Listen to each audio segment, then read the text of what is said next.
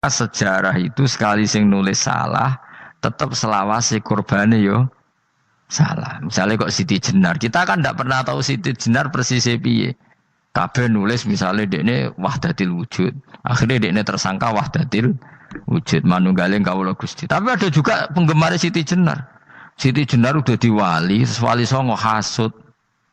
Barang dipateni wangi, ben ketok elek digenti asu. Dadi sing ketok elek iku wali songo ning versi penggemar Siti Jenar. Aku loh termasuk turunan Sunan Kudus pencatetan. Iku ya paling mangkel mbek ketoprak perkara men kalah mbek Saridin ceritane. Sajane ya mangkel, tapi sing gawe ketoprak iku tau sowan aku. Tak takoki lho kowe gawe ketoprak ngono piye iki mergawe Gus ora ono hubungane bener apa salah ya. Bar sih. Nang kowe cerita Saridin kali Sunan Kudus men kalah. Berarti niki buyutku cah ketok ya luweh kondang. Ya sudah seperti itu di Gunung Kawi itu ada makom santri, tapi tunggu mek sugihan piye sih. Kowe iku ruhe nangis tenan. Banyak seperti itu enggak asal tua banyak. Makanya senyum sewu kados orang yang tidak ahli sunnah kan nggawe film gambarane Umar nyiksa Sayyidah apa? Fatimah. Akhirnya ada orang yang benci siapa? Umar. Tentu kita enggak percaya itu. Kita lebih percaya kalau Umar sangat menghormati Sayyidah siapa? Fatimah, Sayyidah Aisyah dan sebagainya. Nah, makanya hati-hati baca sejarah itu di sini. Karena ya sudah seperti itu. Khawatir kita kalau kita sudah ada hafal Quran, ada hafal hadis, nanti orang nulis sejarah itu seenak-enaknya. Nah, bayangkan kalau itu sejarah Nabi.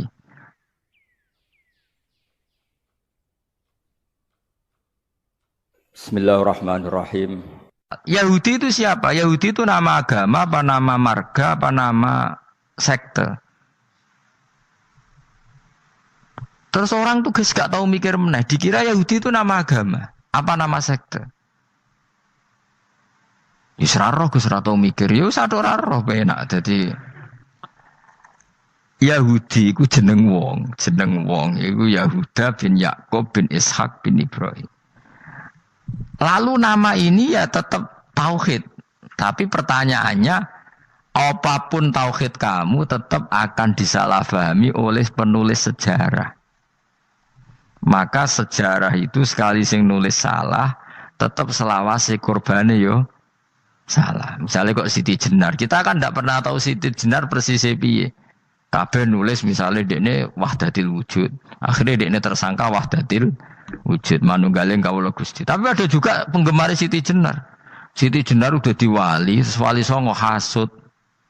Barang dipateni wangi, ben ketok elek digenti asu. Dadi sing ketok elek iku wali songo ning versi penggemar Siti Jenar.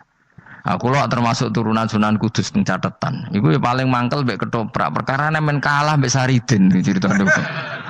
Sajane ya mangkel, tapi sing gawe ketoprak iku tau sowan aku. Tak takoki lho kowe gawe ketoprak ngono piye iki mergawe Gus ora ono hubungane bener apa salah ya. Bar sih. Nang kowe cerita Saridin kali Sunan Kudus men kalah. Berarti niki buyutku cah ketok ya luweh kondang. Ya sudah seperti itu. Nah, khawatir kita kalau kita sudah ada hafal Quran, ada hafal hadis, nanti orang nulis sejarah itu seenak-enaknya. Makanya senyum sewu kados orang yang tidak ahli sunnah kan nggawe film gambarane Umar nyiksa Sayyidah apa? Fatimah. Akhirnya ada orang yang benci siapa? Umar. Tentu kita enggak percaya itu. Kita lebih percaya kalau Umar sangat menghormati Sayyidah siapa? Fatimah, Sayyidah Aisyah dan sebagainya. Nah, makanya hati-hati baca sejarah itu di sini. Karena ya sudah seperti itu. Dulu kita kerepotan kan memasukkan Kahar Mudzakkir jadi pahlawan apa? Nasional karena ada yang cerita ini dulu pernah ikut apa itu dan macam-macam. Kita sering kesulitan melacak sejarah. Oke lah kalau bayangkan kalau itu sejarah Nabi. Agama satu bilang Ibrahim Yahudi, agama satu bilang apa? Nasrani. Tapi Allah itu maha kuasa. Orang itu kalau salah mesti keterucute iku elek. Kowe mesti ra roh, agak ulama gak roh. Ketika Nabi debat mbek wong Yahudi, debat mbek wong Nasrani itu debatnya iku lucu. Kanjeng Nabi ditanya, Mat, kamu agamanya ikut siapa? Saya pengikut Ibrahim. Lah wong Yahudi ku yo padahal pinter-pinter wong Yahudi wis kadung bakat cerdas. Tapi wong musuh-musuh pangeran tetap kalah. Jawab wong Yahudi ngene, "Wah, berarti kamu harus hormat saya Muhammad." Kenapa? Kamu ikut siapa agama kamu? Ibrahim. Kan anit tabi millata Ibrahimah Hanifah, millata abikum Ibrahim. Berarti kamu harus hormat saya Muhammad. Kenapa? Karena panutan kamu Ibrahim itu saja pengikut Nasrani. Sing jarung Yahudi orang Ibrahim pengikut Yahudi. Nabi oleh senengi upal. Mergo ketok goblok e. Dadi kadang wong pinter ketok goblok. Nabi oleh guyu ngene, "Lah ya kok aneh wong Yahuda bin Yakub bin Ishak bin Ibrahim." Dadi padha karo muni Pak Karno pengagum Puan Maharani. Kira-kira gitu cara bahasa Indonesia. Utawa kowe muni ngene lah, Mbah Salim penggemar Hasan Hasan anak kula. Utawa kowe muni Mbah Zubair penggemar Gus Yofur, kan mboten mungkin. Utawa Mbah Hasyim penggemar Mbak Yeni. Jadi mereka itu keterucut ngene, Ibrahim itu Yahudi. Padahal sing jenenge Yahudi iku putune Nabi Ibrahim ko Yahuda bin Yakub bin Ishak bin Ibrahim. Mulane terus Quran turun. Quran turun oleh gojlok ngene. Ha antum haula'i hajastum fi malakum bi ilm falimatu hajuna fi ma laysa lakum bi ilm. Ini perdebatan sudah ndak fair. Muhammad berdebat secara ilmiah karena dia junior ngaku pengikut Ibrahim. Tapi kamu Yahudi Nasrani pendapat kamu itu abal-abal. Masa Ibrahim pengikut Musa? Padahal Musa dan Ibrahim dulu Ibrahim. Masa Ibrahim pengikut Yahuda? Padahal Yahuda itu cucunya Ibrahim. Makanya Quran gojloke wa ma unzilatit Tauratu wal Injilu illa mim ba'di. Ya ahlal kitab lima tuhajuna fi Ibrahim wa ma unzilatit Tauratu wal Injilu illa mim ba'di afala taqilun. Jadi ini penting ya, penting dalam sejarah. Tapi santri-santri sing seneng ngaji ngene iku ora roh sejarah. Pokoke ngaji mlebu swarga paham ra apa ya itu. Ora repot ngadepi wong ngaji kan. Saya itu tidak setuju seperti itu. Oke lah, kayak mbus warga lah, sepek-pekan. Tapi mbok yo paham. Tapi ra paham lah, yang penting mbus warga lah, itu masalah gue. Orang tahu kepikiran li'ilai kalimatin lah. Aku loh cara kon mbus warga, mbak kon paham Quran. Milih paham Quran sih. Lagi mbus warga. Tapi kok nak sido mlebu, ya mungkin paham Quran bun rokok. Gue aneh-aneh. Maksudnya itu kita ngergani pangeran lah mlebu swarga itu keren loh mergo paham Quran. Ora kok kowe sementing mlebu. Ora paham lah. Karena ini sudah menjadi perdebatan internasional. Saya tuh berkali-kali ikut penelitian, makanya lah lucunya nasab itu sah. Mereka yang Yahudi kalau ditanya man huwal Yahud, huwa Ishak, huwa Yahuda bin Yakub bin Ishak bin Ibrahim. Terus diomong no Ibrahim pengikut Yahudi itu padha karo tadi kayak kita bilang misalnya Mbak Munawir pengikut Gus Najib. Kan enggak mungkin. Pak Karno pengikut Puan Maharani atau Gus Mbah Hasyim pengikut Mbak Yeni. Atau Mbah Salim bapak saya pengikut Hasan anak saya, kan aneh. Sehingga pangeran oleh gojlok gitu. Ha antum haula'i hajastum fi malakum bi ilm. Mereka ini sudah siap berdebat secara ilmiah. Falimatu hajuna fi ma laysa lakum bi ilm. Tapi saiki pecintane Kanjeng Nabi ku rata-rata iku ora pinter. Penting selawatan berjanji buanter. Nak diarani bid'ah ngamuk wis ngono terus kegiatan. Lah sing diarani bid'ah padha dene wong selawatan iku tareh kok di. Kadang-kadang yo bingung. Wis sama dibak berjanji cara mbok terjemah ra ngarah darani bid'ah. Lha bid'ah ning ndi wong walam matamma min hamlihi syahrani ala masyuril aqwalil marwiyatu fiya bil madinati abu Abdullah. Ketika Nabi kandungannya umur 2 bulan bapaknya mati. Itu kan tareh. Gara-gara diwaca bahasa Arab terus koyo mantra. Lah akhirnya diarani bid.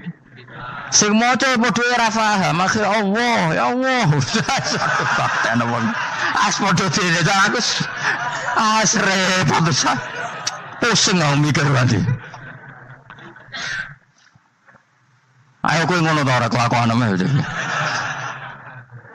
Sing biano mau tulis bahasa Indonesia, engko terus ketara gak. Wulida maktunan biadil inaya makuhlan terus ya sudah ya biasa aja tareh. Ya kan tareh terus ketika Sayyid Abdullah kenapa meninggal di Abwa? Wa kana qad dijtaza bi akhwalihi bani adim nat taifatin nat jariya fama kasafihim sahron saqiman yu'anu nasukmahu wa syakwa. Kenapa Abdullah meninggalnya di Abwa? Abwa itu kawasan Yasrib karena Abdullah sedang menjenguk keluarga besar dari ibunya. Keluarga besar dari ibunya, istrinya Abdul Muthalib itu orang Yasrib. Nah pas di sana di Bani Najjar sakit. Terus kapun. Terus bitae ning ndi wong iku sejarah. Tapi mbok waca bahasa Arab. Kowe maca koyo histeris Allah terus meno wae. Ya akhirnya wong kan darani iku mantra. Mulane aku tak takoki wong iku bener ndi? Saya padha ora bener ya menurut. Terus sing bener sapa sing ngalim? Musuhe Gus tak wong ngalim bener. Ya nek ngono padha bener wae. Wong sing ngritik ku krungune mantra, sing maca mbos. Pusing ngomong terangno kowe. Nah, problemnya agama itu seperti itu. Yang diikuti orang banyak. Itu di makamnya Nabi Dawud itu ya sudah wiridan ala Yahudi. Sama sekali. Saya sampai nangisi Nabi Dawud. Karena makamnya itu total dirawat ala mereka. Jogja juga ngalami gitu, Jakarta, Rembang nanti juga ngalamin gitu. Banyak raja itu wali, tapi waris-warisnya sudah nyuwun sewu orang abangan, terus misalnya dikasih sesajen. Orang ono yasine tapi mau ono sesajene. Mau apa kalau makamnya memutuskan seperti itu, penjaga makamnya itu. Mulane kena dadi wali nggo anak putumu, muridmu wali, nek ora repot, guri-guri dikai sajen. Itu di Gunung Kawi itu ada makam santri, tapi tunggu mek sugihan piye sih. Gue ruhe nangis tenan. Banyak seperti itu, enggak satu tua banyak. Lah lalu makom itu terserah siapa bertanya? Terserah yang rumah atau terserah statusnya zaman dulu? Nah, karena yang rumat itu berafiliasi ke Yahudi, terus mengklaim Ibrahim itu, maka Quran harus menerangkan maka anak Ibrahimu Yahudi wala Nasrani karena secara artefak, secara kesejarahan fisik itu sekarang dikuasai Yahudi. Jadi repot. Ya tapi itu ya sudah. Makanya kita kembali ke Quran dengan cerita tadi. Ibrahim tetap Abul Anbiya. Ibrahim tetap Muslim. Buktinya punya peninggalan Ka'bah. Nah, Ka'bah ini harus kita jaga. Ketika Ibrahim kita katakan ninggali Ka'bah, ternyata Ka'bah di situ sentral tauhid. Antahira baita li taifina wal akifina warukais sujud. Ketika Ka'bah jadi sentral tauhid, maka kita akan mengatakan peninggalan Ibrahim pasti tauhid. Makanya Nabi marah besar ketika Ka'bah ada berhala banyak. Andai kan enggak dihapus oleh Nabi, maka berhala itu pun dianggap peninggalan Ibrahim. Dong to nih. Dong tenan. Ya pinter nih dadi maju le. Mulane kowe aja geman ndonga saleh dhewe, ora cukup. Saleh saiki ora cukup, kudu ditopang saleh anakmu, saleh putumu. Apa artinya kita sekarang soleh kalau anak cucu kita tidak soleh? Pasti sejarah dibalik. Dan itu kalau dibalik yang meluruskan siapa coba? Ya coba. Yang bisa jawab siapa coba? Misalnya soban terus, ya sudah ditulis kacau lah kacau. Saya tidak bisa bayangkan. Makanya Nabi Isa, Quran menjelaskan Nabi Isa sebanyak itu. Karena sudah dikira oleh orang yang salah kalau Isa itu anak Tuhan. Sampai Quran jelaskan Isa itu begini. Soal tidak punya bapak, saya ini Tuhan, kata Allah. Gawe tanpa bapak mbok wae iso ya iku Adam. Kok gawe tanpa bapak kowe geger terus aku mbok anggap bapak iku piye cari pengen. Sampai seperti itu. Karena wis kadung darane keliru. Dadi mau ndak mau Quran kudu nerangno. Ibrahim juga gitu. Wis kadung diaku kubu sebelah nak dekne iku Yahudi. Nasrani yo ngakoni. Akhirnya Nabi debat terbuka. Lah debat itu nek kakuati kudu adu pasut. Lah repote umat Nabi sing ra keramat wis akeh yo repot. Masyhur ada orang Nasrani, orang Yahudi. Ya sudah Muhammad, kalau kita debat ilmiah oke, Anda menang dalam debat ilmiah. Tapi kita buktikan bahwa kita ini agama samawi. Kita debat pakai langit, sing kalah kena laknat, sing kalah kena adab. Cara Madura sumpah pocong. Nabi yo jare Nabi. Masyhur itu. Faman hajjaka fihi min ba'di ma ja'aka minal ilmi faqul ta'alu nadu abna'ana wa abna'akum wa nisa'ana wa nisa'akum wa anfusana wa anfusakum thumma nabtahil fanaj'al la'natallahi 'alal kadhibin. Nabi dijak mubalah. Oh ya oke, kita mubalah. Nabi nimbali Hasan Husain. Cucu kesayangannya dipanggil Hasan Husain. Putri kesayangannya Sayyidah Fatimah dipanggil. Terus jari ke Kanjeng Nabi, saya berani adu pasut, taruhannya saya, anak cucu saya. Wong Nasrani mikir, wih, adu pasut anaknya dijak putune dijak, mesti bener e. Mergo wong paling kuatir nak anaknya mati, putrine mati. Ora ana cerita bojo ning bab iku. Wah, bojo ora melok aku ya ora ero. Lane kula termasuk kiai sing jarang lunga mbek bojo-bojo iku sajane sering ora tau mlebu. Tapi kiai-kiai haji ya mbek bojo, umrah mbek bojo. Kula niku ya rada iskal. Jebule bareng tak takono dhuwit sing wedok Gus. Ya wis nak ngono wis kejawab ya wis pancen sing dhuwit sing wedok. Ya wis nak ngono fair apa? Riyen bapak kula kaji ya dhewean, bojo kula kaji ya dhewean, kula ya kaji dhewean, tapi aja tiru. Kamu ndak sekeramat saya jadi. Kula nggih setuju sing gudrak-gruduk wong loro karena ternyata tadi sing duwe dhuwit sing wedok. Ya wis piye meneh. Tapi dalam semua riwayat memang abna ana itu Hasan Husain, Nisa itu Fatimah. Memang Nabi enggak ngajak istrinya. Nabi itu unik dalam banyak hal itu memang ya Hasan Husain sama Sayyidah Fatimah. Kenapa istri itu kadang enggak dilibatkan? Memang enggak seru. Seru anak. Orang itu lebih menyayangi anak toh nyawa cara Jawa. Bareng Nabi keluar, orang-orang Nasrani bilang ini wajah-wajah yang setiap mengetuk langit pasti disembadani. Terus mereka mundur, enggak jadi mubahalah. Minta mubahalah ini dibatalkan. Berarti Nabi itu debat 2 kali. Secara ilmiah ya pernah. Yaitu membuktikan kalau Ibrahim adalah pernah berdomisili di Mekah. Sehingga Nabi mengklaim sebagai turunan Nabi Ibrahim. Mereka tanya buktinya apa?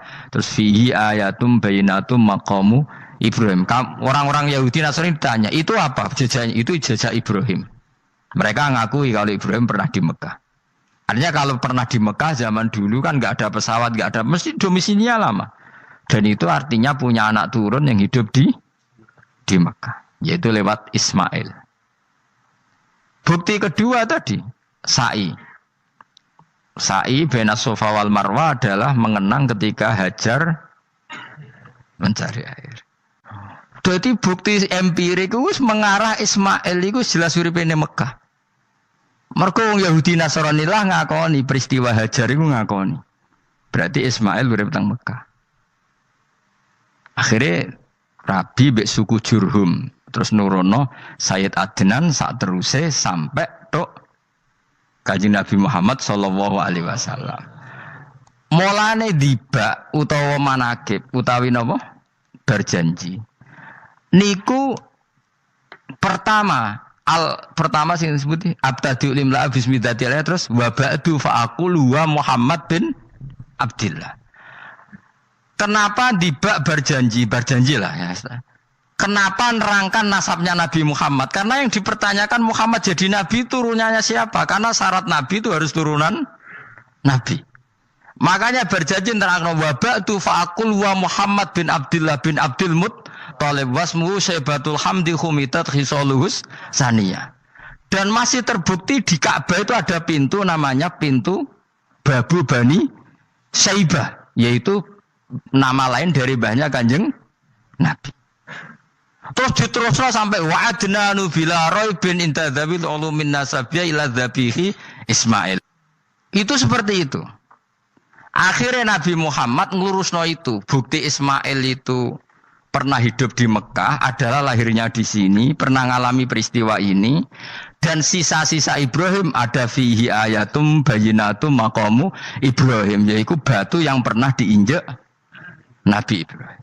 Nah, kenapa itu mesti Ibrahim? Karena nak wong biasa gak mungkin nginjek batu kok sampai bekas. Jajal kowe nginjek nganti bolak-balik. Itu mukjizat, wong batu diinjek kok bekas. Terus Ka'bah sebagai pewaris Ibrahim ditulisi kalimat-kalimat tauhid sehingga kepastian Ibrahim itu bapak tauhid. Makanya Nabi riso ketika pinggirnya Ka'bah ada banyak berhala. Nanti dikira berhala ini syariatnya Nabi Ibrahim. Makanya lah, ketika berhala banyak Nabi gak mau madhep Ka'bah. Nanti dikira nyembah berhala. Maka sama Allah dialihkan disuruh madhep Baitul Maqdis. Ketika berhala dihilangkan, Nabi baru disuruh madhep Ka'bah. Jadi perdebatan ini atau ilmiah ini harus kita kaji, kita pahami. Karena kata Allah, ha antum haula ihajastum fi ma lakum bi ilm falimatu hajuna fi ma laysa lakum bi ilm. Nek wani debat kudu datane data ilmiah.